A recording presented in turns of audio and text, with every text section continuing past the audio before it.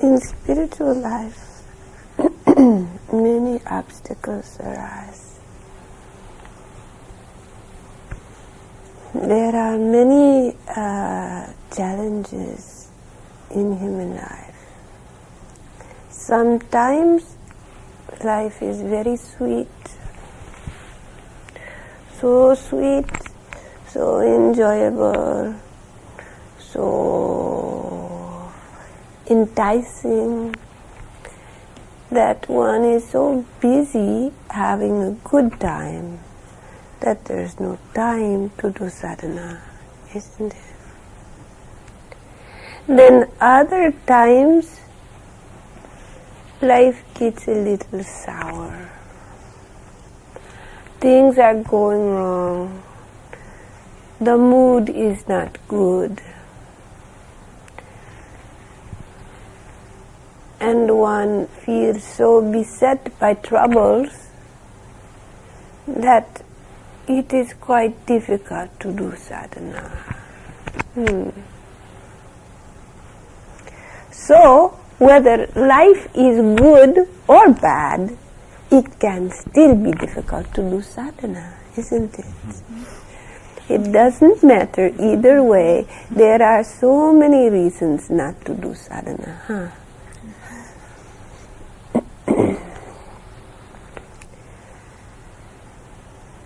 And naturally, these different reasons have merit of some type. But still, a spiritual life is dependent upon the cornerstones of practices. Without spiritual practice, one relies on passion and sincerity alone, without methodology. For proper development, there must be both sincerity and a proper approach, a proper methodology. Now, if one does Brahma sadhana 1/2 hour, 1 hour, twice a day, and the rest of the day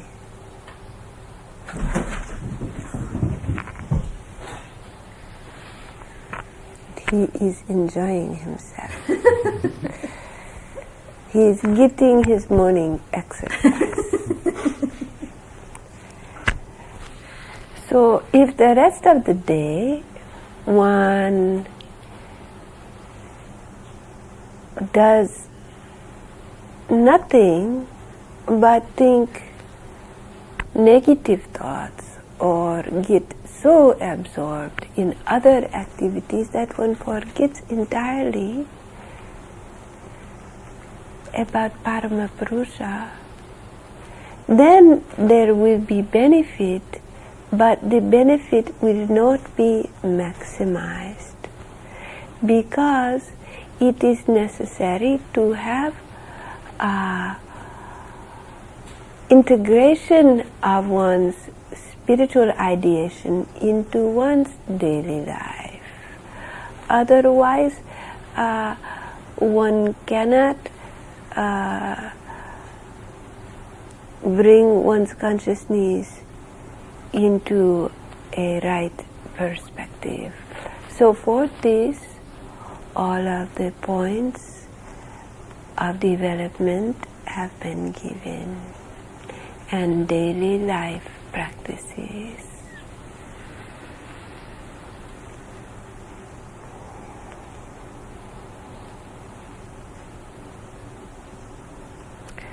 You know, there are those who do not even do spiritual practice per se,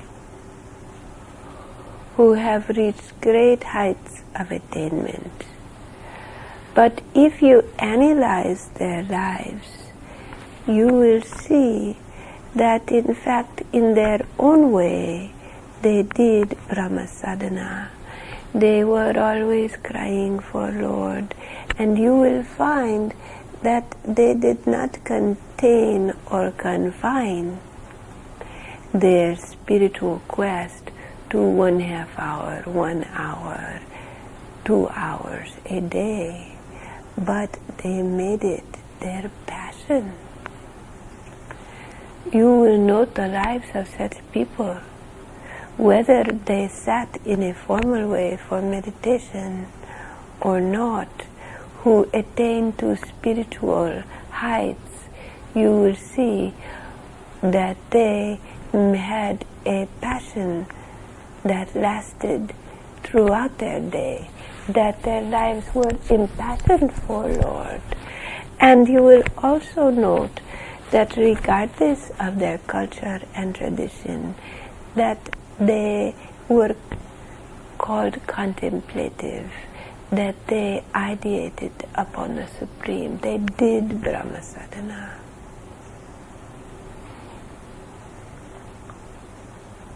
In one form or another, though they may have called it prayer, they may have called it contemplation, they found in their own lives personal ways to transcend ordinary states of consciousness and to feel the sublime presence.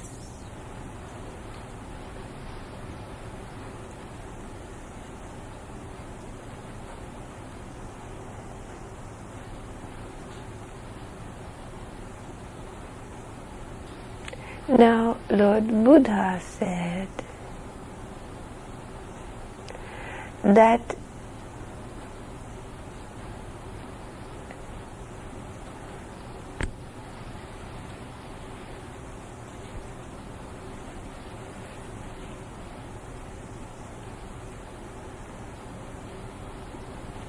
the result of worldly attachments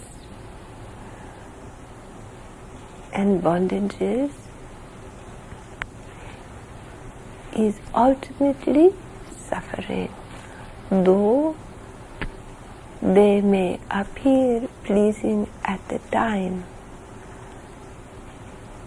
They bring suffering.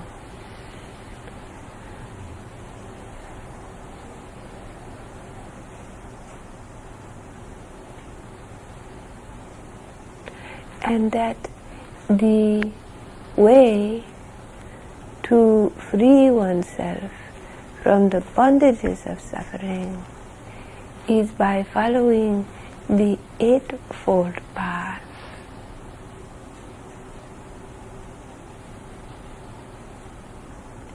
In that path, right livelihood is of great importance. That one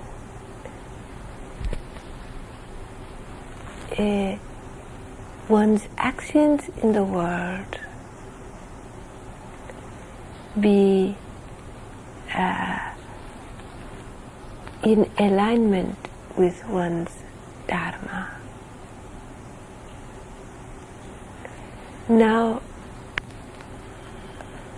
this may come by doing serviceful work,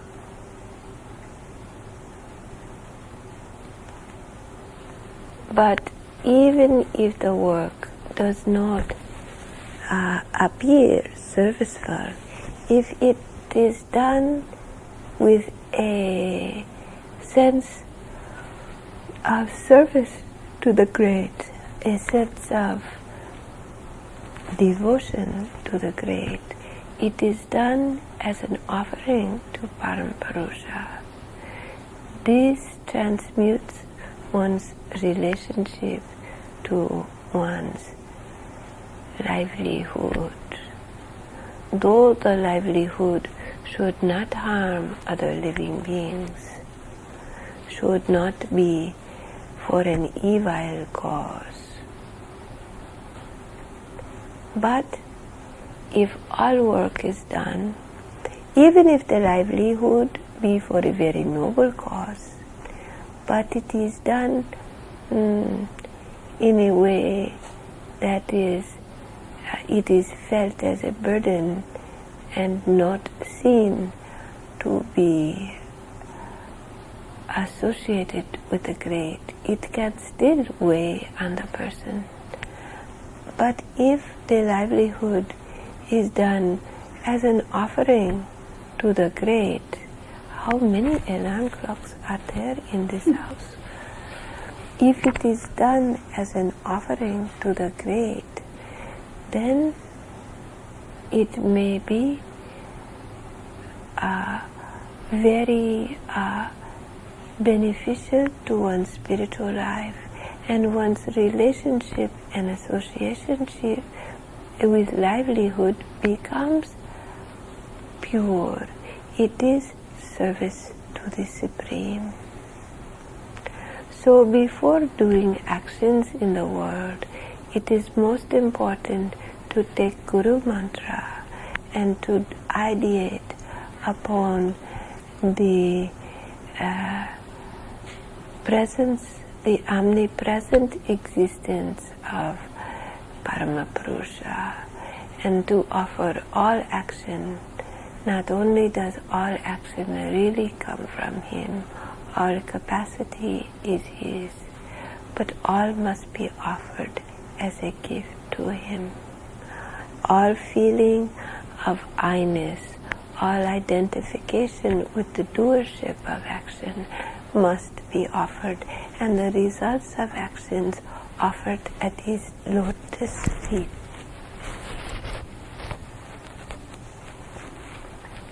Then life becomes sweet. It becomes madhu.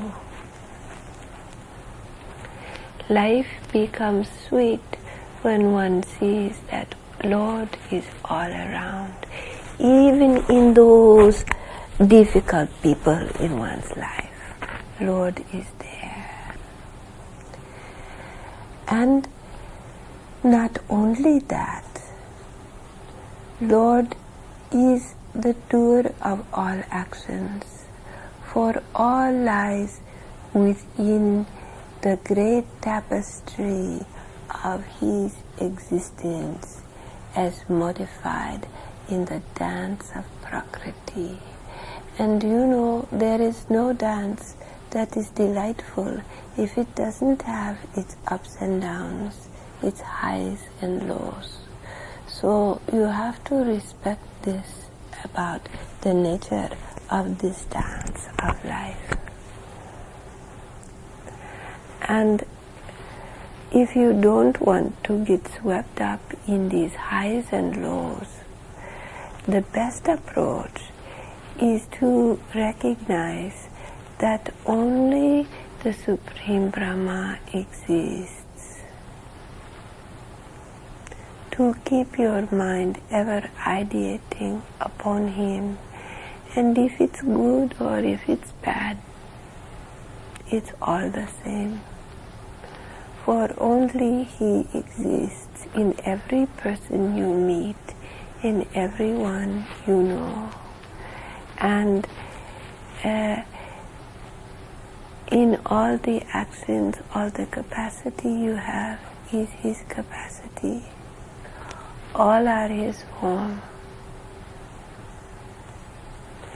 And if you should run across certain individuals who have certain inimical tendencies,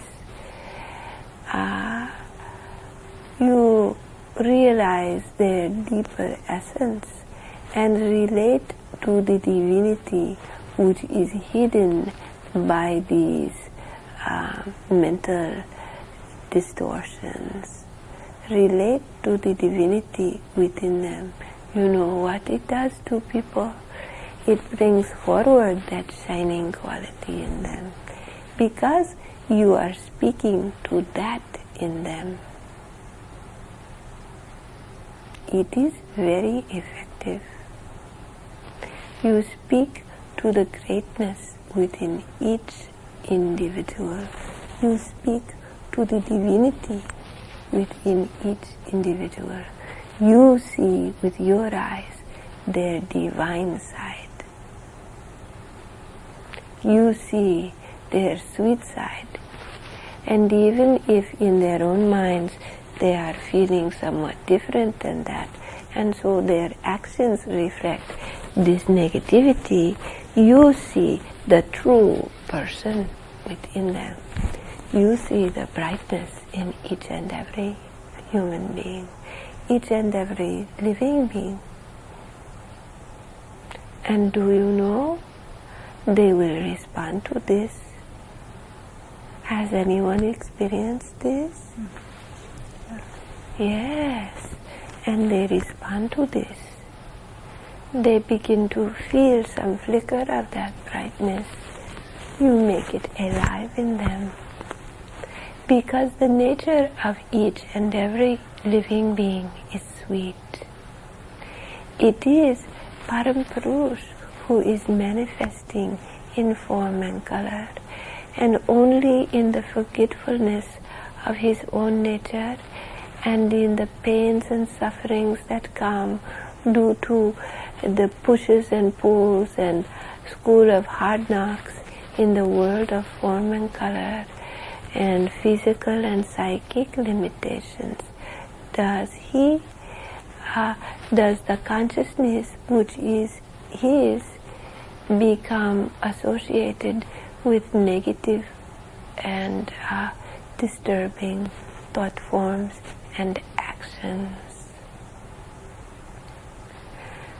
So when one comes whose eyes see Brahma, whose heart knows Brahma, who sees the true nature of that which is in appearance, that one brings forward that true nature in all.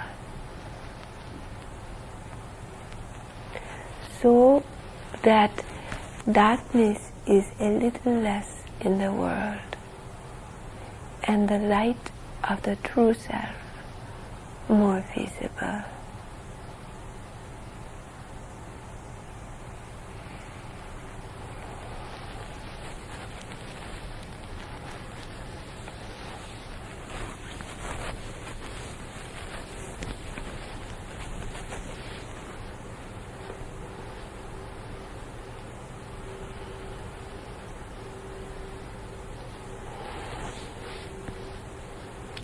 This is the secret of success.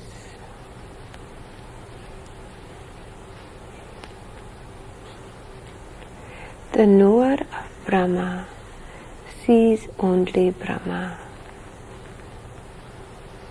In the darkness, in the light, with those who are friends and with those who are foes.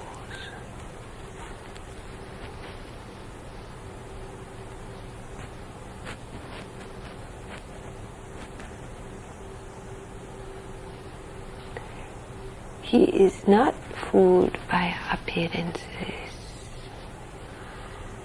He doesn't let the appearance of a situation dominate his mind.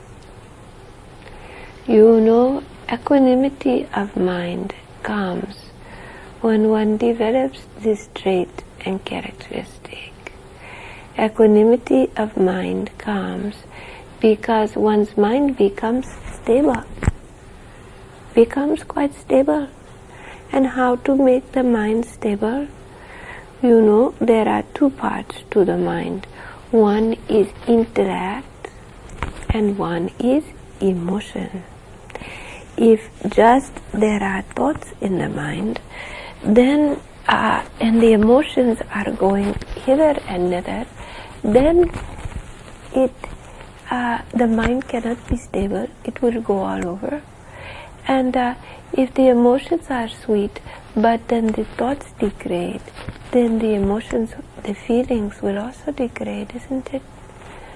So if one wants to have a equanimity of mind, one must attain a thinking pattern, an understanding of intellect, which creates a stable relationship to the changing events within the world.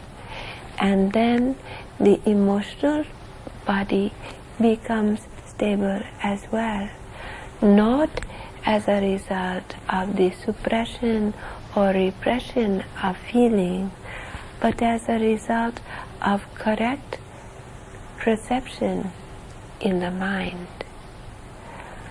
If the perceptual field of the mind is dented, pushed this way and that, then the emotions will follow this way and that. The feelings will follow. If one tries to cut off the feelings because they are quite uncomfortable, then one has an unhealthy split between feeling and thinking. And this is not good for the psyche. The suppressed emotional sentiments will one day have to find their road to expression. So they become sanskara. And one day, due to the pressure of those repressed emotions, certain patterns of thought, certain circumstances to elicit certain patterns of thought, there will be a pressure for that. You see? And so it finds expression. But if one learns to have correct ideation, and one practices this Madhu Vidya with diligence, and one follows the practices of Yama and Niyama, purifying the mind, purifying the intent, purifying the intellect, then slowly, the mind begins to develop a certain equanimity. For if all is Brahma, good and bad, up and down, and if one sees that only the consciousness of Purusha exists, modified in a dance of Prakriti, and that one's real position is witnessing consciousness of this entire dance, then one begins to dissociate from the attachment to having the life one way or the other. And when there is this dissociation or detachment comes not from separating oneself from involvement with people and life. For one may become passionately involved, but if one's mind maintains clear thinking, one knows that every person that you are involved with is the same person. Do you know? Is the same person. It is Brahma. It is Purusha, modified and qualified by Prakriti. And all those you love are the one beloved, expressing, manifesting in form. With this knowledge, the mind begins to attain a certain equilibrium.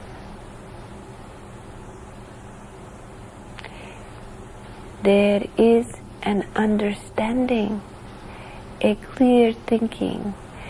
I am not talking just, at first it may be an ideation because you have been told it is so. But over time, when the mind, as the mind grows in magnitude and perception, one sees the truth of it. And seeing the truth of it, one realizes the other was false understanding. misperception of the nature of reality. And seeing the truth, one is able to transcend that false reality and attain equanimity of mind, because there is tranquility in one's thinking. One sees only Brahma, and there is a certain removal of engagement in the roller coaster of life. And because the mental flow, the intellect is properly adjusted, the emotional state follows suit, and one finds greater and greater equanimity and sweetness arising as a natural and continuous state of existence over time. Naturally, samskara arises and disrupts this to one extent or another, that one is engaged with Maya. But as one continues to unravel these threads of engagement with Maya and to see the truth of the divine expression in all that is, this equanimity begins to grow and grow. And as the mind is properly seated in right understanding, the emotions become steady. They become sweet, peaceful, joyous. Not due to suppression of any kind, but due to right ideation. It is very different than the suppression of negative emotion. That is a different state altogether, and I do not recommend the suppression or repression of negative emotion. Negative emotion is naturally dissolved by right understanding and right ideation. Naturally, there are forces on the mind which, because there is identification with individuality, and one is habituated to respond from the state of individualism and egotism, one is in a reactive state to one's environment, and from this reactive state come these high emotions and then these negative emotions, isn't it? But as one begins to get right understanding and identification begins to be with the greater self, and one sees only Brahma, then the reactivity of mind begins to dissipate. As the reactivity of mind dissipates, negative emotion also dissipates. One sees that whether one is feeling blue or whether one is feeling bright, whether life is going your way or you missed the train, it is the same.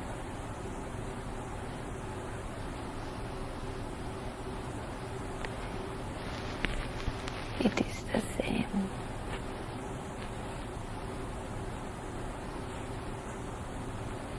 You are seated in the lap of Brahma. You are surrounded by Brahma.